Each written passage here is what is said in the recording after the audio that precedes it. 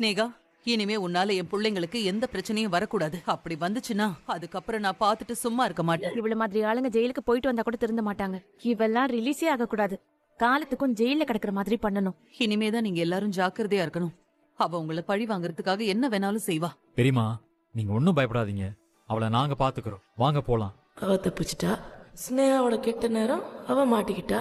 நான் போய் என் அம்மா கிட்ட சொல்லிடுவேன். முதல்ல வெளியே போ. நான் இதுவும் உன்கிட்ட தப்பா நடந்துக்கல. நீ தூங்கிட்டியா இல்லையான்னு பார்த்த, அவ்வளவுதான். எந்த விளக்கமும் எனக்கு கொடுக்க வேண்டாம். முதல்ல வெளியே போ. Sorry Gayatri, sorry. மெடிக்கல் ஷாப்ல சொல்லி தானே கொடுத்தாங்க. 3 மாத்திரை போட்டா கண்டிப்பா யாரா இருந்தாலும் மயங்கிருவாங்க. சுயநினைவு வர 2 மணி நேரம் ஆகும்னு. ஆனா இவளை தொட்ட உடனே எந்திரிச்சு பலார்னு அரைஞ்சிட்டாளே. ஒருவேளை இவளுக்கு 3 மாத்திரைக்கு பதிலா 10 மாத்திரை போட்டிருக்கணுமோ. அப்பா நடந்துக்க முயற்சி பண்ணத காயத்ரி அன்னபூர்ணி அக்கா கிட்ட சொன்னா அவ்வளவுதான்.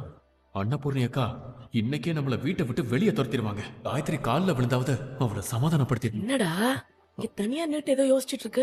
அது ஒண்ணும் இல்லக்கா, சும்மா நின்னுட்டு இருக்கேன்.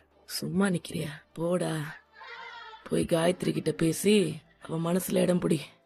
அப்பதான் நீ செழியனை கடத்தின விஷயம் தெரிஞ்சா கூட காயத்ரி உன்னை மன்னிச்சு ஏத்துப்பா. புரியுதா?